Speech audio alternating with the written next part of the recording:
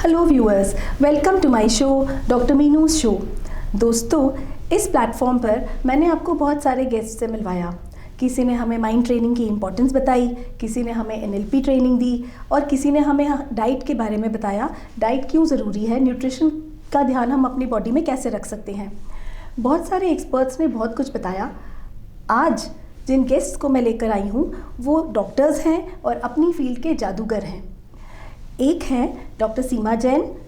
She is director Max hospital. She is a laparoscopic and robotic surgeon, infertility expert. Welcome to the show doctor Seema Jain. नमस्कार, thank you. दूसरे guest हैं एक nephrologist. He is among the top 10 nephrologists of India. Welcome to the show doctor Ramesh Jain. जी नमस्कार। सीमा जी, मैं आपसे शुरू करना चाहूँगी। जी। सबसे पहले तो एक लैप्रोस्कोपी, रोबोटिक सर्जरी, आप इसके बारे में थोड़ा सा मेरे व्यूअर्स को बताइए, ये इनमें क्या डिफरेंस होता है, व्हाट इज़ इट अबाउट। जी, सबसे पहले मैं ये बताना चाहूँगी कि इन सर्जरीज़ की ज़रूरत कब पड़ती है हमें, ठीक है। जी। तो कुछ एक ऐसी डिजीज़ेज होती हैं फीमेल्स में जब हमें इन सब सर्जरीज़ की ज़रूरत पड़ जाती है। जैसे अगर किसी को बहुत ज़्यादा हैवी पीरियड्स आते हैं, वो हो सकता है कि इसको हम DUB डिजीज़ को कहते हैं, जिसमें कि हार्मोनल इम्बैलेंसेस होते हैं, उसकी वजह से पीरियड्स बहुत हैवी आते हैं। या अगर किसी को फाइब्रॉइड्स हैं, या कईयों में होता है कि प्रोलैप्स हो जाता है, यूट्रस अपनी जगह से सरक के बाहर आ जाता है, या फिर अगर एंडोमेट्रियोसिस है, ओवरी में बहुत बड़े बड़े सिस्ट हैं, तो ये सारी वो कंडीशंस होती हैं जिसमें कि हमें सर्जरी की ज़रूरत पड़ती है।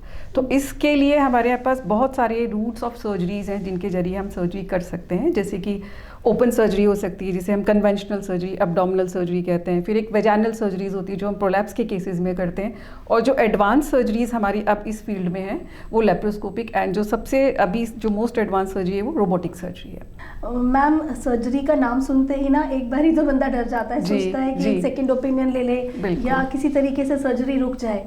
But some cases, definitely that is the only option. Ji. And what is the difference between open surgery and a laparoscopic surgery? जी, देखिए, ओपन सर्जरी हमारी कन्वेंशनल सर्जरी है जो बहुत सदियों से, मैं कहूँगी कि जब से सर्जरी की शुरुआत हुई है दुनिया में तब से ओपन सर्जरीज होती जा रही हैं, जिसमें हम एब्डोमेन में एक इंसिजन देते हैं। सिंपल अगर लैंग्वेज में कहूँ तो हम एक कट देते हैं, एब्डोमेन को ओपन करते हैं, अपनी आँखों से एग्जामिन करते हैं, हाथों से फील करते हैं और हम फिर वो सर्जरी करते हैं। जो भी रिक्वायर्ड है, यूट्रस रिमूव करना है या फाइब्रॉइड रिमूव करना है या सिस्ट रिमूव करना है या एंडोमेट्रियोसिस की सर्जरी करना है, जिस भी तरह का सर्जरी करना है, तो वो हम उस तरीके से करते हैं जिसमें हम पेट को एक्चुअली ओपन करके सर्जरी करते हैं।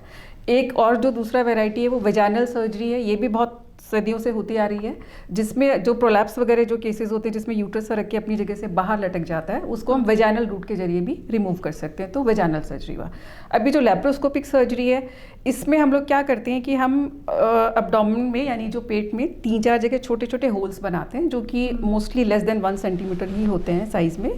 एंड एक होल के थ्रू हम लोग कैमरा इंसर्ट करते हैं and then we visualise the interior of the abdomen.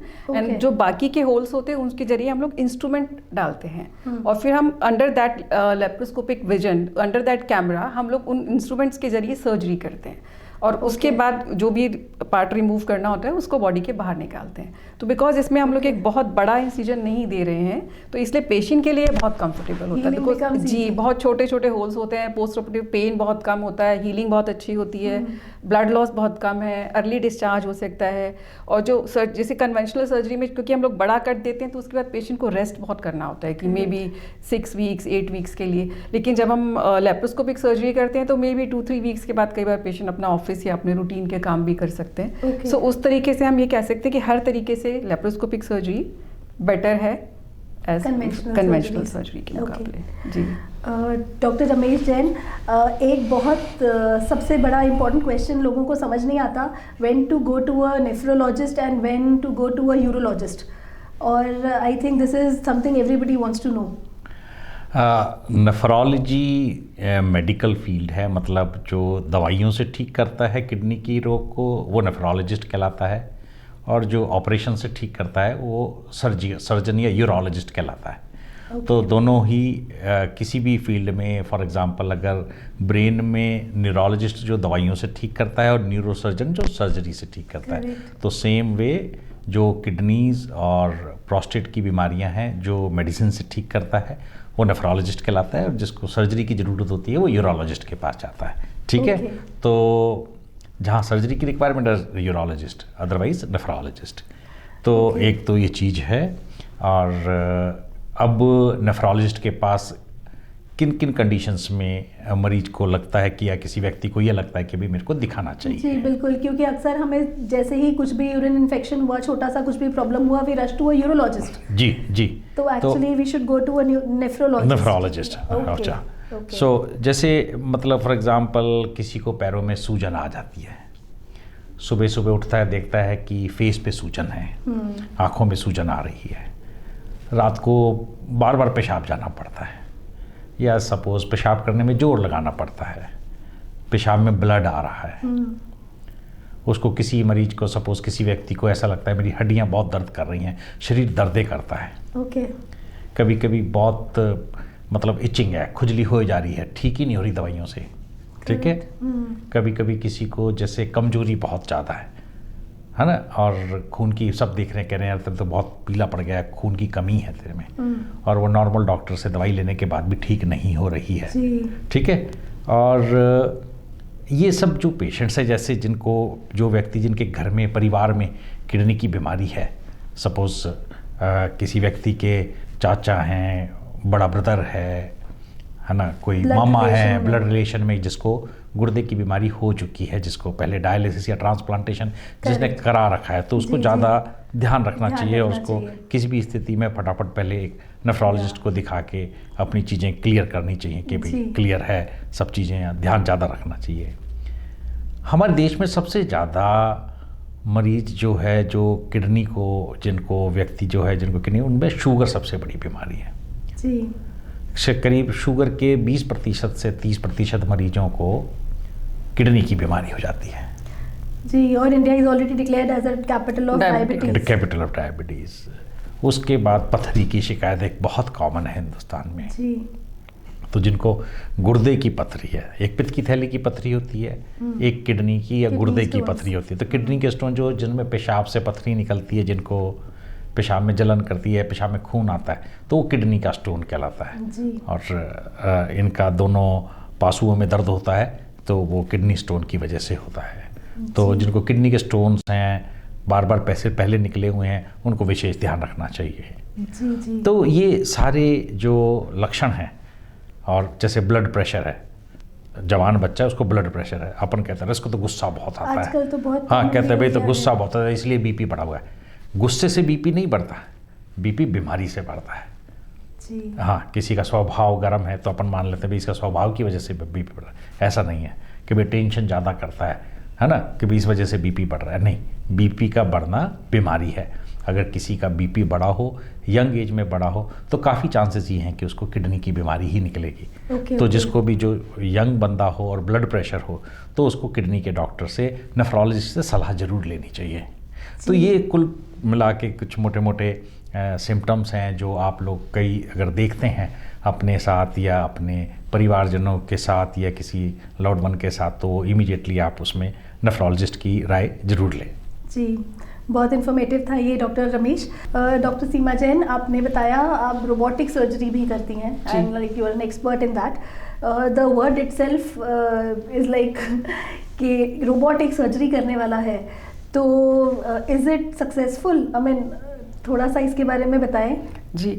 अभी सबसे पहले आपने ये कहा कि रोबोट सर्जरी करने वाला है ना, तो सबसे पहले तो मैं इस मिथ के बारे में बात करना चाहूँगी, क्योंकि ज़्यादातर लोगों को ऐसा लगता है कि रोबोटिक सर्जरी मतलब सर्जरी तो रोबोट कर रहा है, पर जबकि ऐसा है नहीं, क्योंकि सर्जरी तो सर्जन ही कर रहा है, सिर्फ इसका एक सेटअप डिफरेंट होता है, बिकॉज इसमें एक कंसोल होता है, और वो कंसोल जो है वो रोबोट से कनेक्टेड होता है, और रोबोट की आर्म्स होती हैं। जैसा मैंने बताया कि लैप्रोस्कोपी में जिस तरह से हम लोग 4-5 छोटे छोटे होल्स बनाते हैं, उसी तरह हम रोबोटिक सर्जरी में भी एब्डोमेन में सेम वैसे ही होल्स बनाते हैं। एक होल के थ्रू कैमरा जाता है, और बाकी होल्स के थ्रू रोबोटिक इंस्ट्रूमेंट होते हैं जो कि रोबोट की आर्म से कनेक्टेड होते हैं।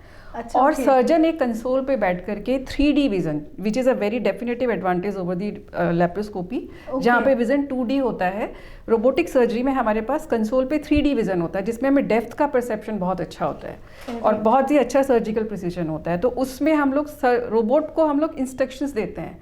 सो बेसिकली सर्जरी तो सर्जन ही कर रहा है, लेकिन वो रोबोट के पास ट्रांसमिट हो रही है, and the robotic arms are doing that surgery. Okay. तो इसका एडवांटेज पेशेंट के लिए तो यही है कि बिकॉज हमारे पास 3D विजन है, तो हम लोग बहुत बेहतर तरीके से सर्जरी कर पा रहे हैं, प्रिसाइज सर्जरी कर पा रहे हैं। जो डिफिकल्ट सर्जरीज लेप्रोस्कोपी के जरिए हमें डिफिकल्टीज होती है, वो रोबोटिक में हम बहुत ईजिली कर पा रहे हैं। तो उससे ब्लड लॉस भी कम होता है, सर्जिकल टाइम भी कम होता है, पेशेंट के लिए भी कॉम्प्लिकेशन रेट्स कम हो जाती हैं। सर्जन के लिए फ़ायदा ये है कि कई बार हम लॉन्ग सर्जरीज में हम 2-2, 3-3 घंटे बड़ी ऑड सी पोजीशंस में दोनों हाथों से ऐसे इंस्ट्रूमेंट पकड़े हुए या उस तरीके से हम लोग अनकंफर्टेबल पोजीशन में भी सर्जरी कर रहे होते हैं। यहाँ पे हम लोग कंसोल पे बहुत कंफर्टेबल सिचुएशन में बैठ करके हम लोग पूरी सर्जरी को कर रहे होते हैं। So do robotic surgeries, I mean, are they also applicable for birth deliveries? नहीं, उसके लिए हेल्प नहीं कर सकते क्योंकि रोबोटिक सर्जरी में बेसिकली हम लोग स्मॉल इंसिजन के थ्रू सर्जरी कर रहे हैं और हम जो भी पार्ट निकाल रहे हैं हम उसको पीसेस में निकाल रहे हैं, ठीक है। लेकिन सिजेरियन में तो हमें एक बेबी निकालना है, तो हमें बेबी के जितना बड़ा कट दे करके एब्डोमेन में, तभी तो हम बेबी को डिलीवर करा पाएंगे। सो उन केसेस में रोबोटिक सर्जरी से कोई हेल्प नहीं मिलती रोबोट से। जी, ओके। मैम, आप मैक्स हॉस्पिटल में you are a director there जी, तो आपके वहाँ पे भी बहुत सारी रिस्पॉन्सिबिलिटीज़ होंगी अपार्ट फ्रॉम डायग्नोसिस, तो अपने रोल के बारे में मैम थोड़ा सा बताएं। जी, एक्चुअली ऐसा होता है अपार्ट फ्रॉम जो क्लिनिकल वर्क है हमारा कि रोज़ डेली बेसिस पे हम लोग ओपीडीज़ कर रहे हैं, ओटीज़ जो हमारे प्लान्ड होते हैं, इलेक्टिव सर्जरीज होती हैं या इमरजेंसी सर्जरीज भी होती हैं, ये सब तो हमारा रूटीन का क्लिनिकल वर्क है ही है। But as a director of my department I have to look after functioning of the whole department. जैसे हमारे डिपार्टमेंट में 3-4 यूनिट्स हैं, तो उन सब का फंक्शनिंग प्रॉपर चल रहा है। उसके बाद जो हमारे यहाँ पे जो ऑन कॉल डॉक्टर्स होते हैं, जो फर्स्ट ऑन कॉल जो ऑन साइट डॉक्टर्स रहते हैं हमेशा, उन लोगों का क्या सिस्टम चल रहा है, उनका ड्यूटी रोस्टर कैसा चल रहा है, उनका शेड्यूल ठीक चल रहा है। Then we have DNB teaching also. हमारे यहाँ पे पोस्ट ग्रेजुएशन करने के लिए डॉक्टर्स भी आते हैं, गायनी में पोस्ट ग्रेजुएशन करने के लिए। तो उन लोगों का टीचिंग शेड्यूल, उनको रेगुलर टीचिंग कराना, उनको सर्जरी सिखाना, सो ये सारा भी साथ साथ चलता ही रहता है। एंड देन जो भी हमारे लेबर रूम या जो हमारा मेन एरिया है, वहाँ की फंक्शनिंग प्रॉपर चल रही है कि नहीं, हमारा नर्सिंग स्टाफ कैसा काम कर रहा है, पेशेंट सेटिस्फाई होके जा रहे हैं कि नहीं। So we have to look after everything, every aspect of the department I have to look after. Big responsibility. जी जी हाँ। ओके, डॉक्टर रमेश जैन, आप भी किसी इंस्टीट्यूट से कनेक्टेड हैं? जी, एक तो हम एक stand alone haemodialysis centre 15 bedded चलाते हैं, वर्धमान डायलिसिस सेंटर के नाम से, रोहिणी में। ओके। एंड साथ ही साथ मैं director kidney transplant and renal sciences के लिए Saroj hospital, Saroj super speciality hospital Rohini में है। इट्स अ 200 बेडेड हॉस्पिटल, तो वहाँ पे मैं एज ए डायरेक्टर वहाँ काम करता हूँ। वंडरफुल। हाँ, तो ये 2 जगह हम देखते हैं and we have everything right from, मतलब कंप्लीट ट्रीटमेंट सेटअप है हमारे पास। जी जी। तो चाहे वो छोटी से छोटी बीमारी हो, पेशाब की तकलीफ़ हो या किडनी ट्रांसप्लांट करना हो, हम सभी सुविधाएं एक ही छत के नीचे देते हैं और कभी भी किसी भी मरीज को एक कंप्लीट आंसर मिलता है और ट्रीटमेंट होता है हमारे पास। परफेक्ट। डॉक्टर जैन, आपने अभी अपने हॉस्पिटल की फैसिलिटीज़ के बारे में बताया, but there are people like me जो हॉस्पिटल के नाम से ही डरते हैं या वहाँ उस एनवायरनमेंट में जाना ही पसंद नहीं करते। एक फोबिया ही हो जाता है कि हॉस्पिटल में जा रहे हैं, so we have a big problem. तो supposing somebody comes to your clinic, तो वहाँ पर भी क्या ये सारी फैसिलिटीज़ अवेलेबल हैं? मैं बताता हूँ, आपने बात बिल्कुल 100% सही कही है। हॉस्पिटल की फॉर्मेलिटीज़ इतनी हैं, हाँ। जो बहुत पिक्चर वालों ने भी कहा भी जो फॉर्म भर दो, ये फॉर्म भर दो, पहले मरीज का ट्रीटमेंट बाद में चालू होगा। तो ये सारी चीज़ें, सब चीज़ें जब क्लिनिक का एनवायरनमेंट आता है तो ये बहुत पर्सनलाइज्ड केयर हो जाती है जी। 1-to-1 केयर है डॉक्टर की, सीधा डायरेक्ट पेशेंट्स से इंटरेक्शन है, कोई इंटरमीडिएरी नहीं है बीच में, ठीक है। और सबसे बड़ा एडवांटेज मैं उनको ये कहूँगा, पेपर फॉर्मेलिटीज़ बिल्कुल कम हैं, ठीक है। तो हमारे पास पेशेंट्स जो हैं वो सीधा आके सीधा ट्रीटमेंट रूम में आता है और सीधा ट्रीटमेंट पे ही हम सीधा एकदम से ट्रीटमेंट स्टार्ट करते हैं उनका, without delay, without any waiting. तो हमारा ये एक एडवांटेज है। तो हमारे पास जो फैसिलिटीज़ अपनी क्लिनिक पे हमने जो रखा हुआ है, along with the consultation chambers, हमारा एक नेफ्रोलॉजी कंसल्टेशन चैम्बर है, एक गायनेकोलॉजी का कंसल्टेशन चैम्बर है, डॉक्टर सीमा चलाती हैं, और हमारे पास 15 बेड का स्टैंड अलोन डायलिसिस सेंटर है। 15 बेड मीन्स 15 मशीनें हैं और उन सभी पे हमारे डायलिसिस पेशेंट वाया अपॉइंटमेंट आते हैं। और कभी किसी को इमरजेंसी हो या किसी को अर्जेंट एकदम ज़रूरत पड़ती है तो उनको भी हम एंटरटेन करते हैं, उनका भी हम डायलिसिस करते हैं। हम उसके लिए एक मशीन एक्स्ट्रा रखते हैं। कभी किसी को अकस्मात ज़रूरत पड़ जाए तो हम उसको डायलिसिस के लिए देते हैं। जी। हमारे पास हम डायलिसिस से संबंधित कुछ सर्जरीज होती हैं, जैसे उसको हम वैस्कुलर एक्सेस कहते हैं। ओके। जैसे कि भाई हम उसको गर्दन में नली डालना बोलते हैं, या जैसे एक डायलिसिस करने के लिए खून का प्रवाह ज़्यादा चाहिए होता है, 300 ml पर मिनट कम से कम खून का प्रवाह चाहिए होता है, तो उसके लिए हम एक बड़ी नसों में नली डालनी होती है, तो वो हम नसों में नली वहाँ डालते हैं। अपनी क्लिनिक पे हमारे व्यवस्था है, हम नसों में नली डालते हैं, चाहे वो एक्यूट कैथेटर हों या लॉन्ग टर्म कैथेटर्स हों, सब डालते हैं। हम एक सर्जरी करते हैं जिसको फिस्चुला बोलते हैं, जो भी नसों में खून के प्रवाह को बढ़ाने के लिए सर्जरी की जाती है, वो भी हम वहाँ पे वो सुविधा भी देते हैं, और वहाँ पे भी हम सर्जरी करते हैं इन सब चीज़ों की। तो जो भी डायलिसिस से रिलेटेड सर्जरीज़ हैं और हीमोडायलिसिस की फैसिलिटीज़ हम देते हैं वहाँ पे, और बाकी सारा परामर्श ट्रीटमेंट से रिलेटेड हो जो भी है वो सब हम करते हैं जी। तो ओके। डॉक्टर सीमा जैन, आपने सर्जरी की बात करी तो मेरे दिमाग में आया एक बहुत बड़ा प्रॉब्लम या एक हेल्थ कंसर्न जिसको कहते हैं कैंसर। जी जी जी। और कैंसर में अक्सर यही होता है कि सर्जरी है, रेडिएशन है, कीमो है, तो how does your I mean not yours but how does radio surgery and laparoscopy, does it also help in cancer? जी बिल्कुल, रोबोटिक सर्जरी कैंसर सर्जरी के लिए तो बहुत बड़ा बून है, क्योंकि उसमें इतना 3D विजन होता है, सर्जिकल प्रिसिजन बहुत अच्छा होता है। Yes. आप बहुत क्लियरली जो कैंसर के मार्जिन्स हैं उसको आप देख सकते हो, आप उसको एक्साइज कर सकते हो। तो कैंसर सर्जरी के लिए तो इनफैक्ट रोबोटिक सर्जरी बहुत बड़ा बून है, चाहे गायनी कैंसर हो या बॉडी में और कहीं पे भी कैंसर हो। इवन न्यूरो सर्जरीज भी हम लोग आज मतलब जो न्यूरो सर्जन्स होते हैं वो रोबोटिक्स के थ्रू कर रहे हैं। Okay, because cancer is one place जहाँ पे प्रिसिशन इज वेरी इंपॉर्टेंट और वो पता ही नहीं चलता किसी को कि कितना कहाँ पर वो स्प्रेड हो रहा है। मैम, जहाँ कैंसर की आपने बात करी तो फीमेल्स में कैंसर वैसे भी ज़्यादा प्रिवेलेंट है, तो कौन कौन से कैंसर्स हैं और उनके बारे में थोड़ा सा मैं चाहूँगी आप बताइए। जी देखिए, फीमेल्स में 2 कैंसर सबसे ज़्यादा कॉमन है इंडिया में। ब्रेस्ट कैंसर, जो almost 25% of cases of cancer जो होते हैं ब्रेस्ट कैंसर होते हैं। उसके बाद नंबर आता है सर्वाइकल कैंसर, जो ऑलमोस्ट 22% कैंसर्स हैं, यानी सर्वाइकल कैंसर यानी बच्चेदानी के मुंह का कैंसर। और उसके बाद आता है बच्चेदानी का बॉडी का यानी यूट्रस का कैंसर और कोलोन का कैंसर। तो जो सर्वाइकल कैंसर है वो, जैसा मैंने आपको बताया कि ऑलमोस्ट 22% ऑफ द केसेस जो भी फीमेल्स में कैंसर होते हैं वो बिकॉज ऑफ सर्वाइकल कैंसर होते हैं। और सर्वाइकल कैंसर जो होता है वो एक तरह के वायरल इन्फेक्शन से होता है जो कि सेक्सुअली ट्रांसमिट होता है। तो इसलिए अगर हम सर्वाइकल कैंसर से बचाव के लिए वैक्सीन अगर हम लगवा लें, बिकॉज क्योंकि ज़्यादातर कैंसर ऐसे होते हैं जिसमें हमें उसका रीज़न ही नहीं पता, तो बिकॉज हमें रीज़न नहीं पता तो हम उससे बचाव के लिए भी कोई डेफिनेटिव चीज़ नहीं कर सकते। But here we are lucky कि हमें सर्वाइकल कैंसर का रीज़न पता है कि एक वायरल इन्फेक्शन से होता है। तो अगर हम उस वायरल इन्फेक्शन के अगेंस्ट वैक्सीन लगवा लें तो हम अपने आप को उस कैंसर के होने से डेफिनेटली बचा सकते हैं। So this is a definite protection against cervical cancer. And इसके लिए जो वैक्सीन्स अवेलेबल हैं हमारे पास, वो हमारी रिकमेंडेशन ये होती है कि 11 इयर्स की गर्ल्स जो 11 साल की बच्चियां हैं उनसे शुरू करके हम 42 इयर्स तक की एज तक ये वैक्सीन दे सकते हैं। और 11 से 15 साल की एज के बीच में इसके 2 डोजेज होते हैं जो कि 6 मंथ्स के इंटरवल पे दिए जाते हैं। एंड 15 इयर्स की एज के बाद इसके 3 डोजेज होते हैं जो वैसे ही 6 मंथ्स के दौरान ही वो 3 डोजेज दिए जाते हैं। Okay, this is something very informative. Yes, तो मैं सबसे यही सजेस्ट बताना चाहूँगी और सबसे यही रिक्वेस्ट करूँगी कि जिनके भी घर में बच्चियाँ हैं 11 साल से बड़ी हैं, वो सब उनको ले जा करके अपने गायनेकोलॉजिस्ट से मिलें और उनको वैक्सीन ज़रूर से ज़रूर लगवाएं। जी जी बिल्कुल। तो डॉक्टर रमेश जैन, आपने बताया आपकी क्लिनिक के बारे में, I was talking about the facilities and all. तो अक्सर देखा जाता है जब हमें किसी डॉक्टर से कंसल्टेशन लेना होता है तो the patient always prefers to go to the clinic, क्योंकि लगता है डॉक्टर सामने हमने बात करेगा, so it is a good 1-to-1।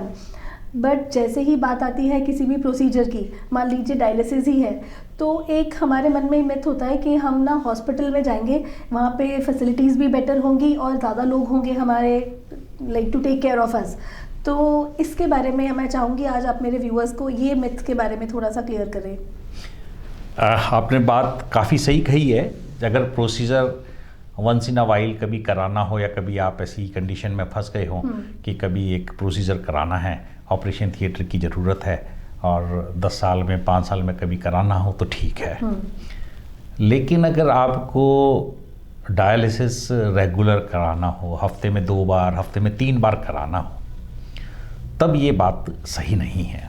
Okay, correct. तब मरीज कहता है कि मैं इतनी दूर क्यों जाऊं, तब मरीज सोचता है मैं पहले जाऊं लाइन में खड़ा होकर फाइल बनवाऊं, फाइल बनवाने के बाद फिर मैं वेट करूं, फिर मेरा बेड का जब नंबर आएगा तब मैं जाके काम करूं, तब मैं डायलिसिस कराऊं, फिर उसके बाद फिर मैं डिस्चार्ज की इंतज़ार करूं, फिर डिस्चार्ज मिलेगा तो फिर मैं घर जाऊं।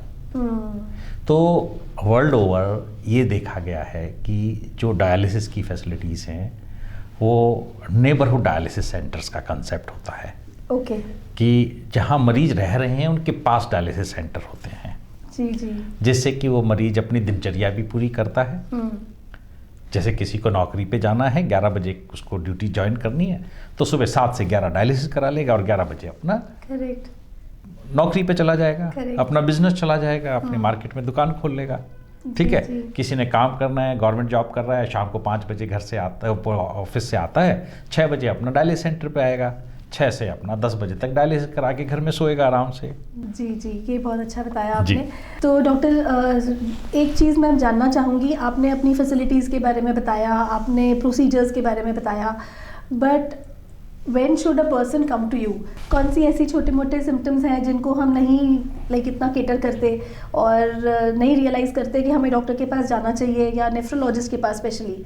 तो इसके बारे में मैं चाहूँगी आप मेरे व्यूअर्स को बताइए, क्योंकि अक्सर ऐसा होता है we have a medicine box at home, so for the smallest of things we start taking medicine और sometimes it happens a small thing becomes too late when we go to a doctor. जी जी बिल्कुल। ये देखिए ऐसा है, kidney की बीमारी बहुत चुपके घर करती है और जब बहुत एडवांस स्टेज में आती है तब पता लगती है। जी। एक स्पेक्ट्रम ये रहता है कि आपको पता ही कुछ नहीं लग रहा, सब हो गया। एक स्पेक्ट्रम ये रहता है कि भाई कल मेरे को बुखार हुआ और आज मेरी किडनी फेल हो गई, मैं सीरियस हो गया। तो ये दोनों स्पेक्ट्रम रहते हैं। तो जो फटाफट बहुत जल्दी बीमारी होती है वो अपने आप कहती है और आप अपने आप डॉक्टर के पास भागते हैं। ठीक है। पर सामान्यतः मोटा मोटा अगर हमें किसी को भी घर में आँखों के पास सूजन नज़र आए, सुबह उठते फेस सूजा नज़र आए, तो समझो कि अपने को किडनी के डॉक्टर को, नेफ्रोलॉजिस्ट को दिखाना है। ठीक है। रात भर पेशाब करने के लिए उठ रहा है, हर 2-2 घंटे में पेशाब करने के लिए उठ रहा है, समझ लो इसको नेफ्रोलॉजिस्ट की ज़रूरत है। Does this happen suddenly? No, it happens gradually. Gradually.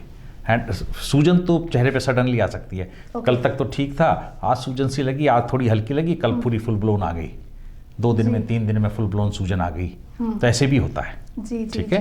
तो ये चीज़ का ध्यान रखना, पेशाब में खून आना, सर्टेनली आपको इमीडिएटली डॉक्टर के पास जाना है, नेफ्रोलॉजिस्ट के पास जाना है। ठीक है।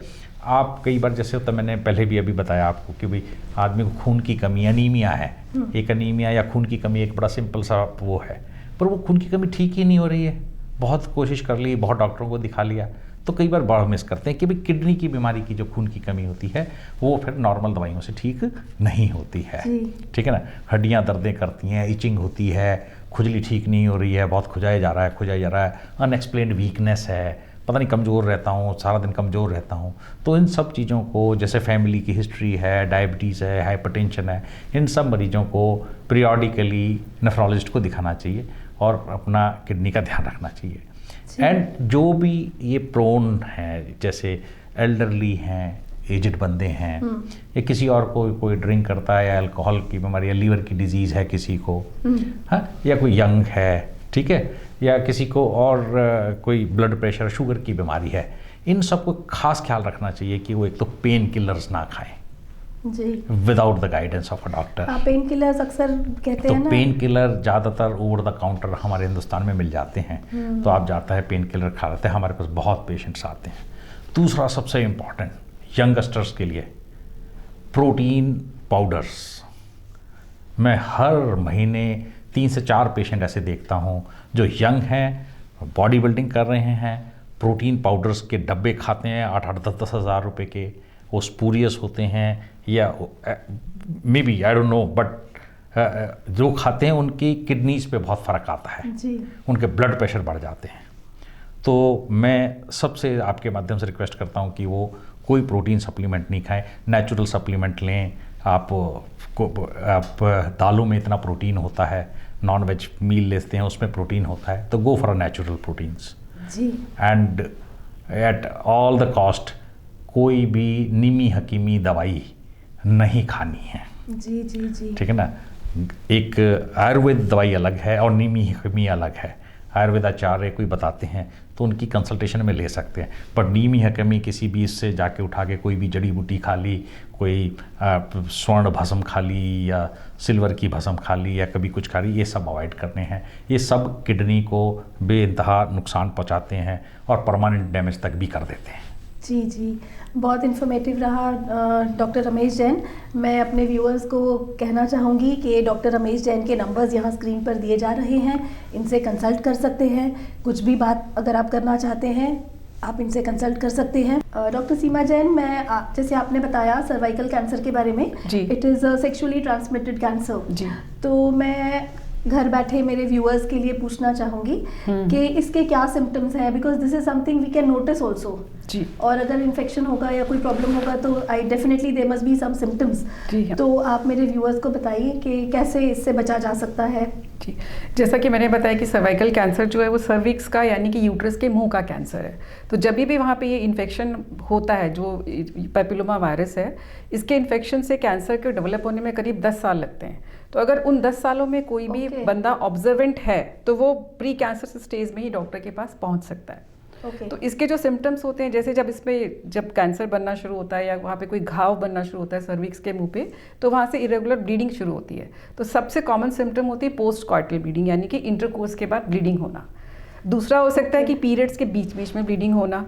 तीसरा हो सकता है कि आपको पीरियड्स बंद हो गए एंड देन उसके बाद आपको ब्लीडिंग शुरू हो गई है, या आपको बहुत ही फाउल स्मेलिंग सा, अनहेल्दी सा डिस्चार्ज एक कॉन्स्टेंटली बना रहता है, बिकॉज वहाँ पे वो इन्फेक्शन की वजह से एक कॉन्स्टेंट डिस्चार्ज हो रहा है। सो अगर बहुत एबनॉर्मल अनहेल्दी डिस्चार्ज है, ब्लीडिंग इरेगुलर हो रही है, पोस्ट कॉइटल ब्लीडिंग हो रही है, तो ये सब सिम्टम्स हो सकती हैं सर्वाइकल कैंसर की। तो उस सिचुएशन में इमीडिएटली डॉक्टर से कॉन्टैक्ट करना चाहिए। तो ये तो बात रही सिम्टम्स के बारे में। दूसरा हो सकता है कि इससे बचाव के लिए हमें क्या क्या करना चाहिए। तो सबसे इंपॉर्टेंट चीज़ तो ये है कि क्योंकि ये वायरल इन्फेक्शन है, अगर हम वो इन्फेक्शन को होने ही ना दें, हम इन्फेक्शन के होने से पहले ही उससे बचाव के लिए वैक्सीन लगवा लें, तो हम लोग डेफिनेटली उस इन्फेक्शन को बचा पाएंगे। और अगर इन्फेक्शन नहीं होगा तो ऑटोमेटिकली कैंसर भी नहीं बनेगा। तो इसके लिए जो वैक्सीन्स होती हैं वो हम लोग 11 साल से एज से शुरू करते हैं और 42 की ईयर तक की एज तक हम लोग देते हैं। और इसमें 11 से 15 तक हम लोग 2 वैक्सीन्स का डोज होता है और उसके बाद 3 वैक्सीन्स का डोज होता है।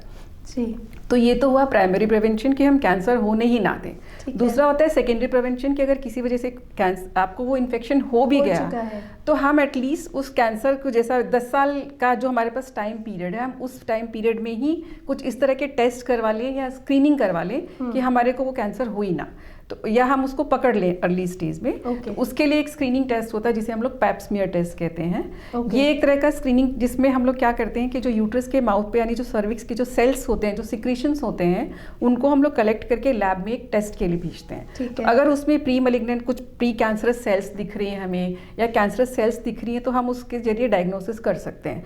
तो ऐसा कोई ज़रूरी नहीं है कि आपको ये सिम्टम आए तभी आप डॉक्टर के पास जाएं या तभी आप पैप स्मीयर कराएं। पैप स्मीयर के लिए एक रिकमेंडेशन ये होती है कि all females above the age of 25 years उनको हर 3 साल में एक बार, चाहे उनको कोई सिम्टम है या नहीं है, क्योंकि बिकॉज इनिशियल स्टेज में तो वो एसिम्प्टोमेटिक ही रहेगा, इसलिए आप हर 3 साल में एक बार up to 60 years of age every 3 year gynaecologist के पास जाकर के पैप स्मीयर का स्क्रीनिंग टेस्ट रूटीन में करवाते रहें। तो अगर आपको कैंसर होने भी वाला होगा तो वो प्री कैंसर स्टेजेस में ही थ्रू दैट पैप स्मीयर हम लोग डिटेक्ट कर सकते हैं। और अगर उस पैप स्मीयर में ऐसा कोई डाउट आता है कि हाँ इसमें कैंसर का शक हो सकता है, तो उसके बाद हम लोग फर्दर टेस्टिंग करते हैं जिसमें हम लोग कॉल्पोस्कोपी टेस्ट करते हैं, सर्वाइकल बायोप्सी लेकर के उसको हम लैब में डायरेक्टली एग्जामिन कर सकते हैं कि इसमें कोई प्री कैंसर या कैंसरस चेंज तो नहीं आ रहा। सो इन सब चीज़ों के जरिए हम कैंसर होने से अपने आप को बचा सकते हैं। Thank you so much doctor Seema Jain, this was really very informative. मैं चाहूँगी मेरे व्यूअर्स सीमा जैन के नंबर्स को नोट करें, इनके नंबर्स यहाँ पे स्क्रीन पर दिए जा रहे हैं, आप इनसे कंसल्ट कर सकते हैं। मेरे शो में आने के लिए मुझसे भी कंसल्ट कर सकते हैं, मुझसे बात कर सकते हैं, अपने व्यूज़ दे सकते हैं। मेरे नंबर्स भी यहाँ दिए जा रहे हैं। And thank you so much doctor Ramesh Jain, it was really wonderful to have you here. Same here.